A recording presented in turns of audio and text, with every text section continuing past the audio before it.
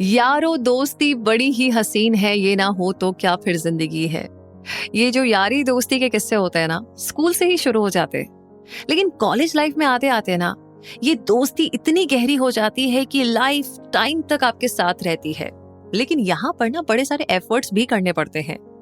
तो कुल मिलाकर के मुद्दा मामला ऐसा है कि आज कॉलेज लाइफ के बारे में बहुत सारी बातें हम करने वाले हैं। नमस्कार दोस्तों, मेरा नाम है रूबी पारिक और कॉलेज का नाम लेते ही पक्के से ना आपके दिमाग में बहुत सारी कहानियां, किस्से, और जो लोग कॉलेज से निकल चुके हैं उन्हें तो बहुत कुछ याद आ रहा होगा, इतनी इंटरेस्टिंग बातें होती थी। लेकिन जो लोग कॉलेज में जाने वाले हैं उन्हें ऑलरेडी काफी सारे टिप्स मिलने शुरू हो गए होंगे, क्या करना चाहिए, क्या नहीं करना चाहिए, कौन सा सब्जेक्ट, बहुत सारी ऐसी बातें। तो एक काम करते हैं ना, इस समरी पर फोकस करते हैं और एग्जैक्टली जानते हैं कि आज की समरी आपको क्या बताने वाली है। आई नो यार, दोस्त और रिश्तेदारों ने काफी कुछ बता दिया है, बट स्टिल कुछ है जो शायद आपको नहीं पता है। तो एक काम करते हैं, शुरू करते हैं इस समरी को जिसका नाम है how to win at college, जिसे लिखा है कैल न्यूपोर्ट ने। और इस समरी की अगर बात की जाए तो कॉलेज एक रोलर कोस्टर राइड की तरह है, जहां पर कुछ पल ऐसे होंगे जब आप बहुत खुश और मोटिवेटेड फील करेंगे, तो कभी कभार आप डाउन भी फील करेंगे। कॉलेज में आप नए प्रोफेसर्स, क्लासमेट्स, सीनियर्स और दूसरे लोगों से मिलेंगे। अगर आप सोशल टाइप के इंसान हैं और लकी हैं तो आप अपने कॉलेज के दिनों में ऐसे दोस्त बना लेंगे जो जिंदगी भर आपके साथ रहेंगे। इसके अलावा आप नई बातें सीखेंगे और ऐसी एक्टिविटीज को एक्सपीरियंस करेंगे जो आपको एक इंडिविजुअल के तौर पर ग्रो करने में हेल्प करेंगी और आप एक बेहतरीन फ्यूचर के लिए तैयार होंगे। लेकिन कॉलेज सिर्फ मस्ती और खेल के बारे में नहीं है, यहाँ पर स्ट्रगल भी करना पड़ता है। अगर आप दूसरे शहर से आए हैं तो ये आपके लिए और भी बड़ा चैलेंज होगा, क्योंकि आपको हॉस्टल लाइफ में एडजस्ट करना पड़ेगा। इसलिए आपको डिसिप्लिन में रहना सीखना होगा ताकि आप कभी भी सक्सेस के रास्ते से ना भटके। ये समरी आपको सिखाएगी कि कॉलेज के प्रॉब्लम से खुद को कैसे निकाला जाए। ये आपके लाइफस्टाइल को बदलने, एग्जाम्स में बेहतरीन परफॉर्मेंस देने और अच्छे ग्रेड्स को मेंटेन करने में गाइड की तरह काम करेगी। साथ ही आपको ये भी एहसास होगा कि एक हार्डवर्किंग स्टूडेंट होने का मतलब ये बिल्कुल भी नहीं है कि आपको स्ट्रेस लेना जरूरी है। आपको अच्छे मार्क्स लाने के लिए रातों की नींद खराब करने की जरूरत नहीं है। अपने प्रोजेक्ट पर ज्यादा टाइम लगाने के लिए अपना खाना छोड़ना भी सही नहीं है। ये समरी आपको उन आदतों को सिखाएगी जो आपके लिए फायदेमंद है। इसके अलावा ये आपको अपने गोल्स के करीब लाएगी, खासकर सक्सेसफुली ग्रेजुएट होने के करीब। ये आपको दिखाएगी कि कॉलेज सिर्फ और सिर्फ डेडलाइन और प्रेजेंटेशन के बारे में नहीं है। कॉलेज अपनी जवानी को पूरी जिम्मेदारी के साथ जीने का नाम है। ये समरी आपकी कॉलेज लाइफ को मस्ती से भरपूर और मीनिंगफुल बनाने में जरूर से हेल्प करेगी। तो आइए इस जर्नी को शुरू करते हैं और सबसे पहले बात करते हैं, जानते हैं don't do all of your reading, यानी कि क्या आप पढ़ना पसंद करते हैं? आपको कैसी किताबें पसंद है? रीडिंग यानी पढ़ना कॉलेज के दिनों का बहुत ही इम्पोर्टेंट पार्ट है। आपको कॉलेज टाइम में कुछ सालों तक कई सारे आर्टिकल्स और किताबें पढ़नी पड़ेगी। आपको ढेर सारे सिलेबस दिए जाएंगे जो कि स्टूडेंट के लिमिटेड टाइम में पूरा करना इम्पॉसिबल होगा। वैसे आप कौन सी डिग्री के लिए पढ़ रहे हैं, इस पर आपकी पढ़ाई डिपेंड करती है। आपके लिए सबसे बड़ी एडवाइस ये है कि आप सब कुछ ना पढ़ें। हार्डवर्क करने वाले स्टूडेंट्स को ये बात गलत लग सकती है, लेकिन ऐसा करना ही प्रैक्टिकल है। आपको एक आर्टिकल को पूरी तरह पढ़ने की जरूरत नहीं है और किसी बुक को भी पेज बाय पेज पढ़ने की जरूरत नहीं है। इसके बजाय आपको हर टॉपिक या सब्जेक्ट को छांट छांट कर पढ़ना चाहिए। आगे होने वाले लेक्चर्स के लिए आपको उस चैप्टर के इम्पोर्टेंट पॉइंट्स को छांट कर पहले से ही पढ़ लेना चाहिए। आप चैप्टर के इंट्रोडक्शन को और उसके कंक्लूजन को अपनी पढ़ाई में जरूर से शामिल करें ताकि आपको चैप्टर के मेन पॉइंट्स के बारे में पता चल सके। ऐसा करने के बाद आप अपने प्रोफेसर के लेक्चर को ध्यान से सुनकर बाकी की इंफॉर्मेशन को भी अच्छे से समझ पाएंगे। आपको इस बात पर ध्यान देना चाहिए कि आपके प्रोफेसर हमेशा किन टॉपिक्स पर जोर देते हैं, क्योंकि यही सारे टॉपिक आपके एग्जाम में आ सकते हैं।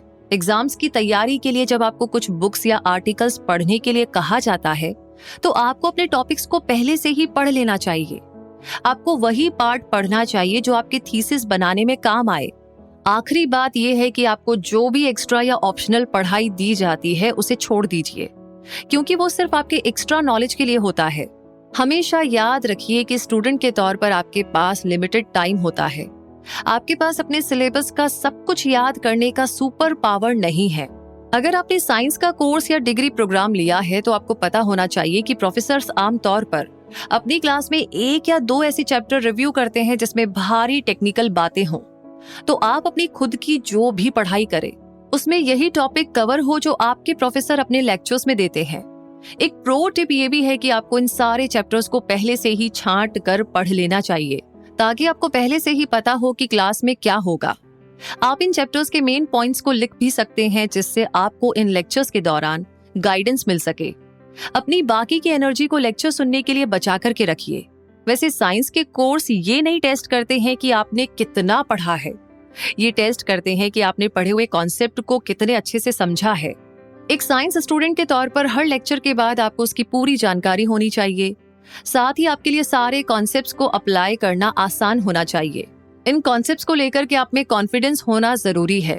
आप साइंस की पढ़ाई के लिए कम रीडिंग कीजिए और उसके बजाय अपना ध्यान लेक्चर्स और होमवर्क की तरफ रखिए। और आपको अपनी पढ़ाई के लिए एक रूल फॉलो करना होगा कि जो भी पढ़ाई दी जाए, जो भी पढ़ाया जाए, उसके सिर्फ जरूरी टॉपिक्स को ही आपको पढ़ना है। इससे आपको लेसन को समझने में काफी आसानी होगी। तो ये तो हो गई पढ़ाई लिखाई की बातें। कुछ और भी चीजें हैं जिन पर ध्यान देना होगा। और अगला चैप्टर है start long term projects the day they are assigned. यानी कि क्या आपने प्रोकास्टिनेशन या क्रेमिंग जैसे शब्द सुने हैं? अब इसका क्या कनेक्शन है? बात ऐसी है कि प्रोकास्टिनेशन का मतलब है काम को कल पर टालना, राइट? तो ज्यादातर कॉलेज स्टूडेंट्स इस बात पर प्राउड फील करते हैं कि वे कम टाइम में फटाफट अपना असाइनमेंट और प्रोजेक्ट पूरा कर सकते हैं। वे खुद को प्रोफेशनल प्रोकास्टिनेटर्स कहते हैं।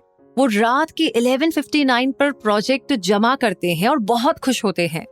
तो यही प्रोकास्टिनेशन का रिजल्ट है। लेकिन लंबे टाइम तक ऐसा करना बिल्कुल भी ठीक नहीं है। वैसे प्रोकास्टिनेशन से आप खुद को बचा सकते हैं। इसके लिए आपको एक सिंपल सी टेक्निक यूज करनी होगी। अगर आपको एक लॉन्ग टर्म का प्रोजेक्ट मिलता है तो आपको उसी दिन से अपना काम शुरू कर देना चाहिए। इसका मतलब ये नहीं है कि आपको उस एक दिन में अपने प्रोजेक्ट को एकदम से खत्म करना है या फिर बहुत ज्यादा काम करना है। इसके लिए आपको स्ट्रेस लेना ही नहीं है। आपको प्रोजेक्ट की बेसिक तैयारी करने में लगभग 30 मिनट लगाने हैं। अपने कैलेंडर या प्लानर में प्रोजेक्ट से जुड़ी रिसर्च के लिए शेड्यूल बना ले। उसके बाद प्रोजेक्ट को पूरा करने में जो भी टास्क करने होंगे उनकी चेकलिस्ट बना लीजिए। फिर आपको प्रोजेक्ट से जुड़े आर्टिकल्स और बुक्स के जरूरी पार्ट को छांटना होगा और उन्हें थीसिस के लिए लिखना है। तो अपनी रिसर्च के लिए कोई मेथड या तरीका भी आप सोच करके रख सकते हैं। वैसे शुरुआत में आपने चाहे जितना भी छोटा काम क्यों न किया हो, आपको ये एहसास होने लगेगा कि लंबे प्रोजेक्ट्स को करना उतना मुश्किल नहीं है जितना आपने सोचा था। आपको ये सोच करके अच्छा लगेगा कि आप अपने दोस्तों से एक कदम आगे ही हैं और आपके पास अपने काम को रिव्यू करके रिलैक्स करने का भी काफी सारा टाइम बच जाएगा। अपने प्रोजेक्ट को टाइम से शुरू करने की वजह से आप इसे टाइम से खत्म करना चाहेंगे, जिससे आप अपने स्केड्यूल से पहले ही चलेंगे और आखिर में आपको पता ही नहीं चलेगा कि कब आपने अपने प्रोजेक्ट को डेडलाइन से पहले ही खत्म कर लिया है। तो इस तरीके से प्रोजेक्ट कंप्लीट करने के कई सारे तरीके हैं। उनमें से एक तरीका है अपने प्रोजेक्ट की अपडेट को लिखते रहना। इसके लिए आप एक नोटबुक ले सकते हैं जिसमें अपने टास्क को शुरू करने की डेट, उसकी डिटेल और उसे खत्म करने की डेट को लिख लीजिए। इस तरीके से आपको रोज लिखने की आदत डालनी होगी। इसमें डायरी लिखने जैसा लंबा चौड़ा पैराग्राफ आपको बिल्कुल भी नहीं लिखना है। बस अपने टास्क के लिए 1 या 2 लाइन ही काफी है। इस तरह लिखने की रूटीन बनाना बहुत आसान है। इससे आप देख पाएंगे कि आपने कितना टास्क कर लिया है और कितना करना बाकी है। हाँ, लेकिन दूसरी और कॉलेज के जो बड़े असाइनमेंट और लंबे प्रोजेक्ट्स जो होते हैं उन्हें करना मुश्किल होता है और आपको इन्हें पूरा करने में काफी टाइम और एफर्ट भी लगाना होगा। इसीलिए प्रोजेक्ट को पहले ही दिन से शुरू करने से आपको आसानी होगी, क्योंकि इससे आपको जल्दबाजी में अपना प्रोजेक्ट सबमिट नहीं करना पड़ेगा। तो आपको इस प्रैक्टिस को अपनाना चाहिए और आखिरी वक्त में काम करना बंद करना चाहिए। छोटे काम से ही सही, पर आपको फौरन अपने प्रोजेक्ट या टास्क को शुरू करना चाहिए। तो इसी के साथ अब आगे बढ़ते हैं और अगले चैप्टर को समझते हैं। ईट अलोन ट्वाइस अ डे। मतलब ये कि क्या आप अकेले खाना पसंद करते हैं या फिर अपने दोस्तों और फैमिली के साथ मिलकर।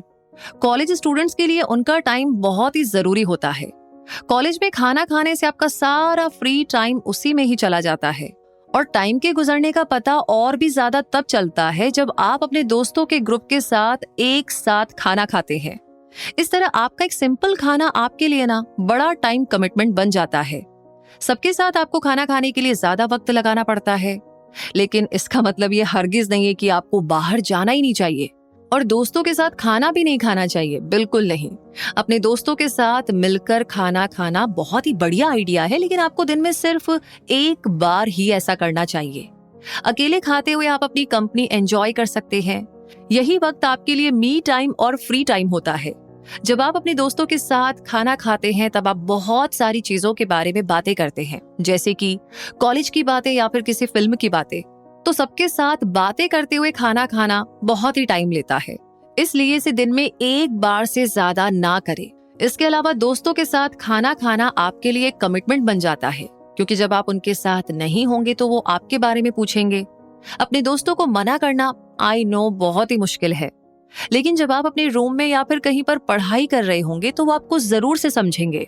तो कुल मिलाकर के इस चैप्टर में आपके लिए एक प्रो टिप है कि आपको जो भी करना है उसे बैलेंस करके करें। अगर दोपहर में आप बिजी है और आपको शाम को कोई काम नहीं है तो आप फ्री होकर के अपने दोस्तों के साथ बाहर जा सकते हैं, उनके साथ डिनर कर सकते हैं। इससे आपको अपने असाइनमेंट और पढ़ाई के बारे में परेशान नहीं होना पड़ेगा। यहाँ पर फिर से बता देते हैं कि सबके साथ सोशलाइज करना बिल्कुल भी गलत नहीं है। आप तभी सबके साथ खा सकते हैं जब आपके पास पढ़ाई का कोई इम्पोर्टेंट टास्क करना बाकी ना हो। होप आप समझ रहे हैं। अगर आपको अकेले खाने की आदत ही नहीं है तो आपके लिए कुछ सजेशंस भी है जिसे आपको नोट कर लेना चाहिए। सबसे पहले आपको अकेले ब्रेकफास्ट करना है। सुबह के वक्त बहुत सारे स्टूडेंट्स खुद को थका हारा फील करते हैं, इसलिए ब्रेकफास्ट के लिए अपने दोस्तों को इकट्ठा करके सुबह सुबह अपनी सुस्ती शेयर करना ठीक नहीं है। आपको अकेले ही ब्रेकफास्ट कर लेना चाहिए। अगर आपको लगता है कि रात को आप बिजी होने वाले हैं तो आप दोपहर में अपने दोस्तों के साथ घूमने जा सकते हैं, उनके साथ लंच कर सकते हैं। बाद में जब आप अपने हॉस्टल में डिनर करते हैं तो आपका रूटीन भी गड़बड़ नहीं होगा। अगर आप दोपहर को काम कर रहे हैं तो रात को अपने दोस्तों के साथ अपना डिनर कर सकते हैं। आराम से टाइम लगाकर खाना सक्सेसफुल स्टूडेंट्स को अच्छा लगता है, लेकिन इसका मतलब ये नहीं है कि आपको खाना स्किप करना चाहिए या पढ़ाई का बहाना बना करके अपने दोस्तों से नहीं मिलना चाहिए। आपको बस अपने कॉलेज, पढ़ाई और दोस्तों को स्मार्टली मैनेज करना है। तो इस बारे में आप प्लान कर सकते हैं। और इसी के साथ अगला चैप्टर कहता है एक्सरसाइज 5 days a week, यानी कि आप हफ्ते में कितनी बार एक्सरसाइज करते हैं। एक्सरसाइज का असर मैजिक जैसा होता है, खासकर स्टूडेंट्स पर। अगर आपको एनर्जी चाहिए तो इसके लिए बहुत सारी चाय या कॉफी पीने की जरूरत नहीं है। आपको बस उठना है और फिजिकली एक्टिव होना है। फटाफट वर्कआउट कीजिए, इससे आपको अच्छा लगेगा और एनर्जी मिलेगी। लेकिन ज्यादातर कॉलेज स्टूडेंट्स को जिम जाना या फिजिकल एक्सरसाइज करने में ना बड़ी दिक्कत होती है। कुछ स्टूडेंट्स कहते हैं कि इसमें टाइम खराब होता है और कुछ कहते हैं कि वो एनर्जाइज्ड होने की बजाय थका हुआ फील करते हैं। तो सबसे पहले तो आप ये सोचना बंद कीजिए कि आपको आज से ही एक्सरसाइज शुरू करनी चाहिए या कल से। इसके बजाय आपको रोज एक्सरसाइज करने की हैबिट डालनी होगी। इसे वैसे ही अपने रूटीन में डालिए जैसे आप रोज दांत ब्रश करते हैं और खाना खाते हैं। आप कार्डियो और एरोबिक्स जैसे अलग अलग फिजिकल एक्सरसाइज भी कर सकते हैं, या फिर आप जिम या कहीं और भी अपनी बॉडी को स्ट्रेच कर सकते हैं। तो घंटों वर्कआउट करने की जरूरत नहीं है। आपको हर हफ्ते बस 5 बार एक्सरसाइज करने के लिए स्केड्यूल बनाना है। एक्सरसाइज को लेकर के बहुत ज्यादा सोचने की जरूरत नहीं है। अपनी विल पावर को बचा करके रखिए ताकि आप सही चॉइस कर पाए, जैसे कि पढ़ाई के टाइम टीवी बंद करने की चॉइस। तो कुल मिलाकर के आपको एक्टिव रहना चाहिए ताकि आप सक्सेस को आसानी से पा सके। अब सवाल ये है कि एक्सरसाइज को आप अपने डेली रूटीन में कैसे ला सकते हैं। तो इसके लिए एक सजेशन है, आप मंडे, वेंसडे और फ्राइडे के दिनों को जिम के लिए रखिए। एक्सरसाइज रूटीन को बनाए रखने का भी एक सीक्रेट है। आपको एक फिक्स्ड टाइम के लिए एक्सरसाइज करनी चाहिए। अगर आप पूरे हफ्ते ही एक्टिव रहना चाहते हैं तो आपको रोज एक्सरसाइज करनी चाहिए। हालांकि कॉलेज स्टूडेंट्स को खाली वक्त बिताना और आराम करना पसंद होता है, इसलिए आप सैटरडे और संडे को तो नो एक्सरसाइज डे बना ही सकते हैं। वैसे ही आपकी चॉइस के ऊपर है, लेकिन आपको अगर अपनी बॉडी और ब्रेन दोनों के लिए बेस्ट रिजल्ट चाहिए तो आपको हर रोज एक्सरसाइज करनी ही होगी। अगर आप अच्छी हेल्थ और ज्यादा एनर्जी पाने के लिए एक्सरसाइज करना चाह रहे हैं तो आपको जल्दी से एक फास्ट रूटीन बना लेनी चाहिए। कॉलेज स्टूडेंट्स को टास्क की डेडलाइन का स्ट्रेस और टाइम की कमी होती है, जिसमें ये फास्ट रूटीन काम आती है। इसमें सिर्फ आधे घंटे का जिम या फिर अपने घर में योगा करनी जैसी एक्सरसाइज आप शामिल कर सकते हैं। बस आपको इस बात का ख्याल रखना है कि आपको अपना रूटीन ऐसे टाइम में रखना है जब आपको कोई दूसरा काम न हो या कोई डिस्टरबेंस ना हो।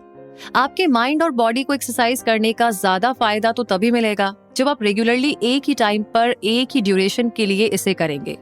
तो एक्चुअली में इसकी प्लानिंग भी आप कर सकते हैं। वैसे इसी के साथ अगला चैप्टर है don't under sleep, don't over sleep. आइए इसे समझते हैं। अच्छा, उससे पहले ये बताइए आप एक दिन में कितने घंटे सोते हैं? जब तक आप सोच रहे हैं तब तक ये लाइन तो आपने सुनी ही होगी कि रोज हमें 8 घंटों की नींद तो पक्के से चाहिए ही। बच्चों के लिए 8 घंटे से ज्यादा सोना नॉर्मल बात है, पर जैसे जैसे हम बड़े होते जाते हैं हम 7 घंटे या उससे कम की नींद लेते हैं। कुछ लोगों के लिए 7 घंटों से कम की नींद भी काफी होती है। लेकिन जब आप कॉलेज लाइफ में पहुंचते हैं तो पढ़ाई की वजह से आपकी नींद लेने का पैटर्न ऊपर नीचे हो जाता है। कॉलेज स्टूडेंट्स हमेशा भाग दौड़ में रहते हैं। बहुत ज्यादा या बहुत कम सोना हेल्थ के लिए अच्छा नहीं होता। आपको अपनी नींद को ऐसे टूल की तरह मानना चाहिए जो आपको एक थका देने वाले दिन के बाद आपकी एनर्जी वापस लौटाने में हेल्प करता है। तो अपने नींद लेने के पैटर्न पर ध्यान दीजिए और आप कितने घंटे सोते हैं उसका एवरेज निकालिए। इससे आपको पता चल जाएगा कि आपको कितने घंटों की नींद की जरूरत है, ताकि आपको अपने अलार्म क्लॉक से सुबह सुबह लड़ाई ना करनी पड़े। एक बार पता चल जाए कि आपको कितनी नींद चाहिए, फिर आपको इसे कंसिस्टेंट और फिक्स्ड रखना होगा। आपको हर रात एक ही टाइम पर सोना और सुबह एक ही टाइम पर उठना है। सुबह उठने के बाद आपको महसूस होना चाहिए कि आपको पूरी नींद मिली है। ये जानने के साथ ही एक और सवाल कि जरूरत से ज्यादा और उससे कम नींद लेना हेल्थ के लिए अच्छा क्यों नहीं है। तो हमेशा याद रखिए कि कॉलेज स्टूडेंट्स के पास लिमिटेड टाइम होता है। ज्यादा सोने की वजह से सुबह का वक्त बेकार हो जाता है। आप इमेजिन कर सकते हैं कि ज्यादा सोने की बजाय उस वक्त में आप अपना कितना टास्क खत्म कर सकते थे। और अगर आप कम सोते हैं तो थकान महसूस करेंगे, और जैसे जैसे दिन बढ़ेगा आपकी बॉडी रोज की तरह एनर्जाइज्ड महसूस नहीं करेगी। इसलिए जरूरी है कि आप अपने सोने के शेड्यूल को फिक्स्ड ही रखिए। आपको हमेशा एक जैसे टाइम के लिए सोना चाहिए ताकि आपकी बॉडी क्लॉक ना बिगड़े। कॉलेज स्टूडेंट्स के लिए अगला टिप है कि अपने सोने के फिक्स्ड शेड्यूल को एक्सरसाइज और हेल्दी डाइट के साथ जोड़िए। इससे आपकी एनर्जी और भी बढ़ेगी, जिससे आपके ब्रेन को और भी ज्यादा पावर मिलेगी और आप पढ़ाई में फोकस कर सकेंगे। आपको तो पता ही है कि किसी मशीन को ज्यादा चलाया जाए या फिर उसे कम पावर दी जाए तो वो अच्छा परफॉर्मेंस नहीं देती। मशीन की ही तरह आपको अपनी बॉडी को उतना ही देना चाहिए जितने में वो अच्छा परफॉर्मेंस दे सके। सोने के मामले में रूल बहुत ही सिंपल है, न ज्यादा सोना है और ना ही कम। आपको उतना ही सोना चाहिए जितने में आप अपने कॉलेज के एक बिजी दिन को ठीक से बिता सके। तो ये तो हो गई है नींद के बारे में काफी जरूरी बातें। अब जरा रिलैक्स भी करते हैं, यानी कि अगला चैप्टर कहता है रिलैक्स बिफोर एग्जाम्स। वैसे ये लाइन बड़ी आसान लग रही है, लेकिन इतना आसान है नहीं। एग्जाम देने से घंटों पहले आप क्या करते हैं? क्या आप उनमें से हैं जो अपनी किताबों को खोलकर पन्ने पलटते रहते हैं और रिवीजन कर रहे होते हैं, या फिर आप उनमें से हैं जो अपने दोस्तों के साथ टॉपिक्स पर डिस्कस करते हैं? एग्जाम से पहले के कुछ घंटे बहुत ही जरूरी होते हैं, इसलिए इसे आपको समझदारी से यूज करना चाहिए।